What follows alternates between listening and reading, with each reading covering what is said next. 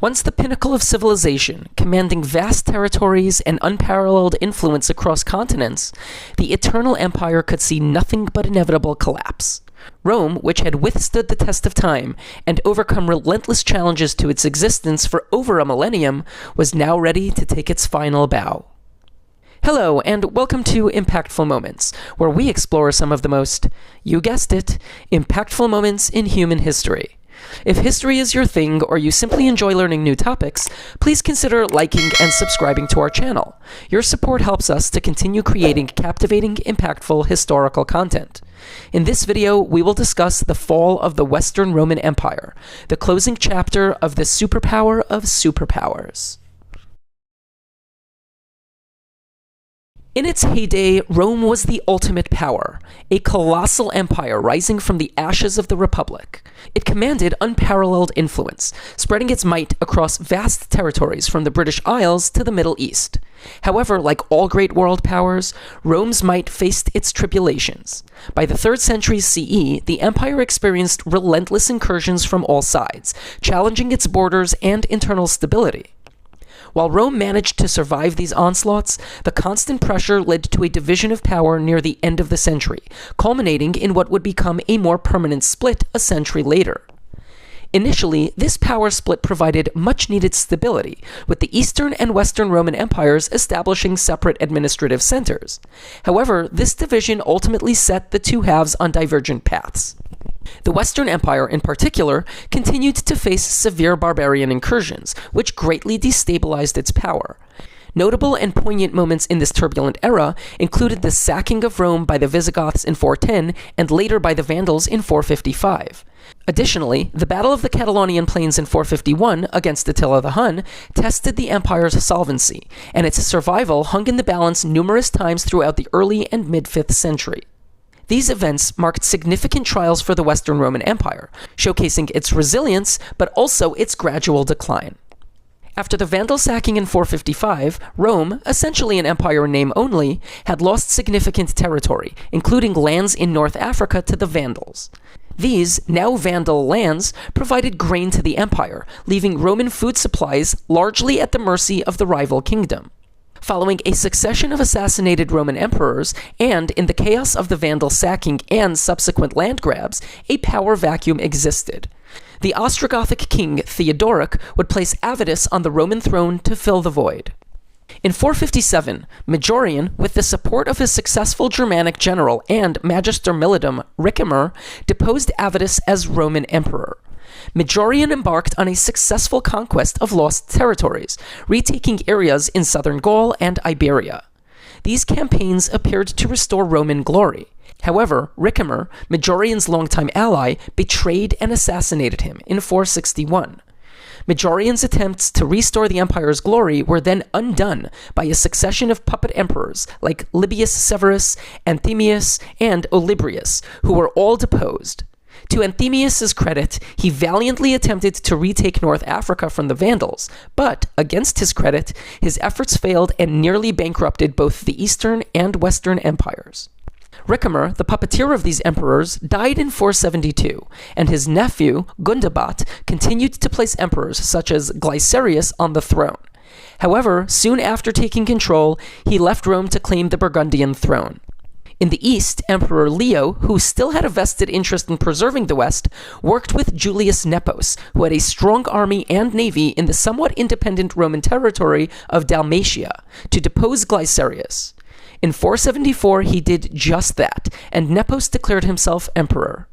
While Western Rome didn't quite possess the resources to contend with their barbarian neighbors, they continued to recharge under Nepos until he named Flavius Orestes as Magister Militum in 475.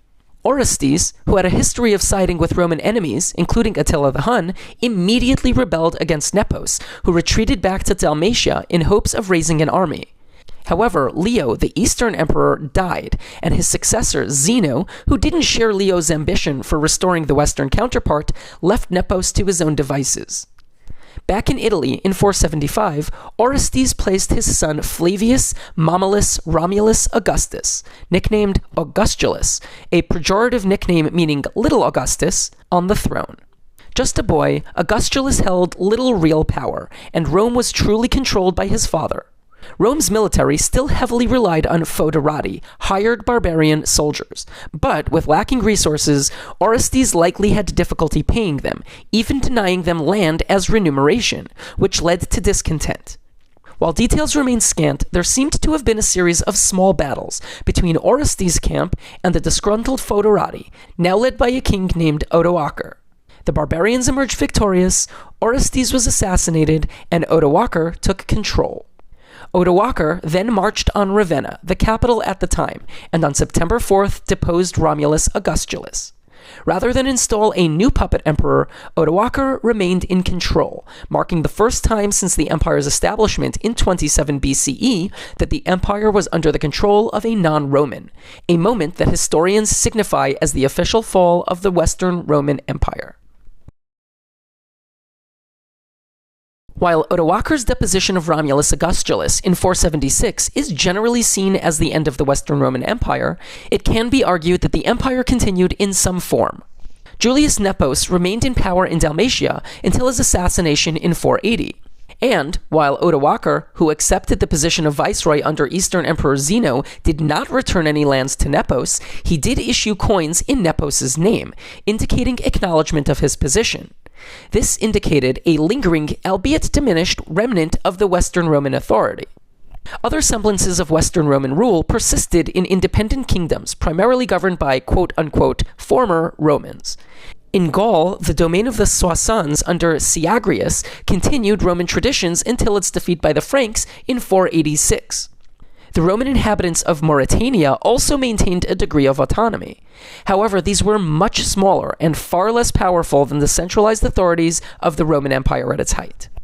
More practically, society in Rome, and Italy more broadly, following the decline of Western Rome, was initially not much different than the Roman rule that preceded it. The Senate still functioned and much of the infrastructure was kept intact, but the rule was transferred away from Roman leadership and into the hands of largely barbarian kings, initially Odoacer and later Theodoric and the Ostrogoths. Throughout the rest of the previous empire, however, its fall led to a gradual reversion from a unified empire with large cities and urban centers to a fractured continent reliant on towns and villages controlled by various Germanic kingdoms, marking a shift from the grandeur of Roman metropolitan life to more localized rural living. Although these Germanic kingdoms preserved many aspects of Roman culture, political unity was essentially non-existent, and the intricate Roman administrative and political systems gave way to a patchwork of regional powers. As a result, the glue that once held the Western Empire together shifted from a political establishment to the Church. As the sole remaining unifying institution, the Church provided continuity and stability in an era of fragmentation.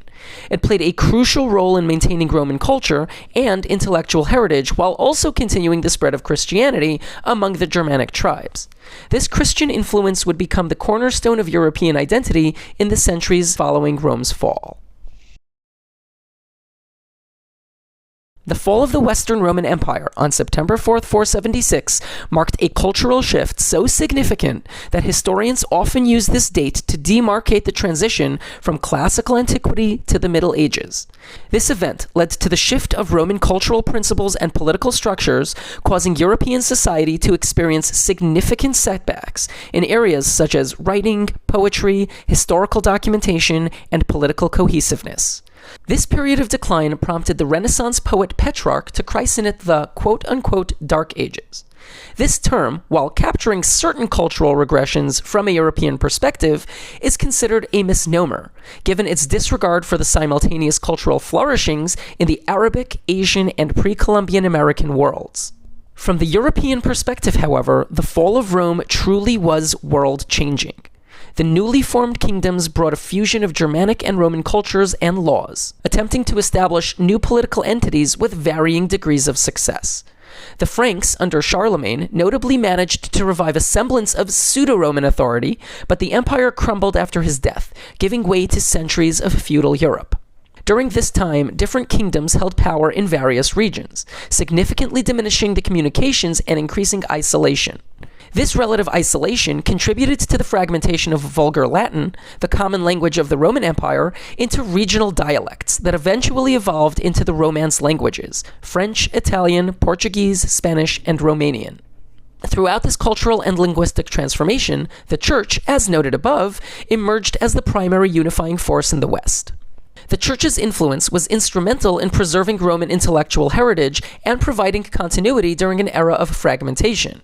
It also played a crucial role in spreading Christianity among the Germanic tribes, further shaping the cultural landscape of medieval Europe.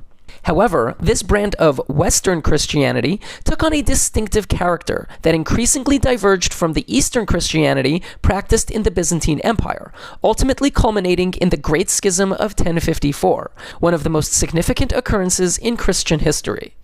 The decline of the Western Roman Empire was a drawn-out process, spanning centuries. Its ultimate fall, however, set in motion transformations that would profoundly and permanently change the religious, cultural, political, and historical landscape for the nation-states of Europe and eventually the West.